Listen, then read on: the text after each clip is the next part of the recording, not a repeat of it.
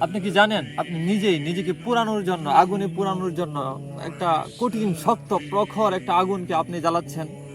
আল্লাহ তাআলা বলে দিয়েছেন যে হাসরের ময়দানে মানুষদেরকে বিচার করা হবে, বিচারের সম্মুখীন করা হবে। যার আমলের পাল্লা ভারী হবে তাকে জান্নাত প্রদান করা হবে, আর যার আমলের পাল্লা হালকা হবে তাকে জান্নাত নয় বরং জাহান্নামের মধ্যে নিক্ষেপ করা হবে। মনে করেন যে আপনার জন্য একটা আগুনকে প্রস্তুত করে রাখা হয়েছে। এখন আপনি যদি নেক আমল করেন, প্রতিনিয়ত নেক আমল করতে থাকেন, প্রত্যেকটা নেক আমলের বিনিময়ে আপনার ওই আগুনটা যেটাকে জ্বালানো হয়েছে আপনাকে পোড়ানোর জন্য, সেই আগুনটাতে পানি ডালা হবে, আস্তে আস্তে ওই আগুনটা নিভে যাবে। পক্ষান্তরে যদি আপনি গুনাহের কাজ করতে থাকেন, তাহলে আপনি কি করলেন? আপনার গুনাহের মাধ্যমে ওই আগুনটাকে আরো প্রখর করার জন্য চেষ্টা করলেন। যেমন কোনো একটা ছোট্ট আগুন জ্বালানো হলো, আগুনের কোনো একটা স্তূপ তৈরি করা হলো, ওই স্তূপের মধ্যে যদি আপনি আরো লাকড়ি দেন, আগুনটা আস্তে আস্তে বৃদ্ধি পেতে থাকবে। যদি ওইটার মধ্যে পেট্রোল বা অকটেন দেন, তাহলে এই আগুন আস্তে আস্তে আরো বেশি প্রখর হতে থাকবে। ঠিক তদ্রূপ ভাবে আপনি যে গুনাহ করতেছেন, প্রত্যেকটা গুনার কারণে আপনাকে যে আগুন দ্বারা পোড়ানো হবে, সেই আগুনকে প্রখর করা হইতেছে।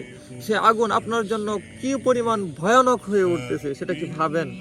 এই যে দুনিয়ার জীবনে আছেন, দুনিয়ার জীবনে থাকাকালীন সময়ে আখিরাতের কথা ভুলে গিয়ে, আখিরাতের চিন্তা ফিকির না করে দুনিয়ার জন্যই নিজের জীবনের সমস্ত সময়কে উৎসর্গ করে দিতেছেন।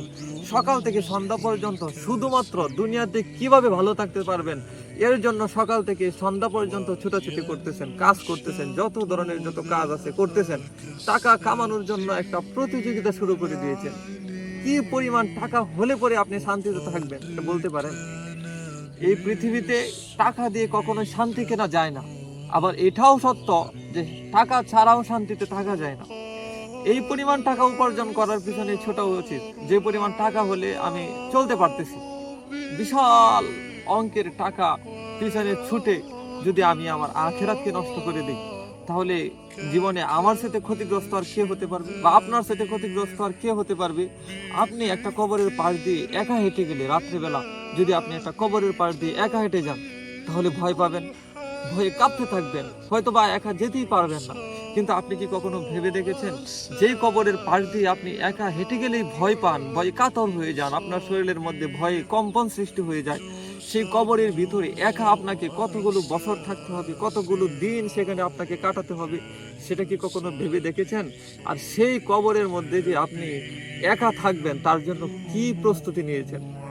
এই মুহূর্তে যদি আপনার মৃত্যু হয়ে যায়, আমরা তো জানি যে যার আমল বেশি হবে তাকে আল্লাহ জান্নাত দান করবেন, এবং যার আমল কম হবে, গুনাহ বেশি হবে, তাকে আল্লাহ জাহান্নামের মধ্যে তাকে পাঠাবেন। এই মুহূর্তে যদি আপনার মৃত্যু হয়ে যায়, আপনার কি ওই পরিমাণ আমল রয়েছে যে পরিমাণ আমলের মাধ্যমে এখন মৃত্যু হলে আপনি জান্নাতে যেতে পারবেন? একটু ভেবে দেখেন তো, একটু ভাবেন তো। ওই পরিমাণ আমল কি আপনার আমল নামায় যুক্ত আছে? যে পরিমাণ আমল থাকলে পরে এই মুহূর্তে ইন্তেকাল করলে আপনি জান্নাত পেয়ে যাবেন? এগুলো বিষয় ভাবা উচিত। দুনিয়ার মোহে পড়ে আখেরাতকে কখনোই ভুলে যাওয়া কখনোই কোনো বুদ্ধিমান মানুষের কাজ নয়।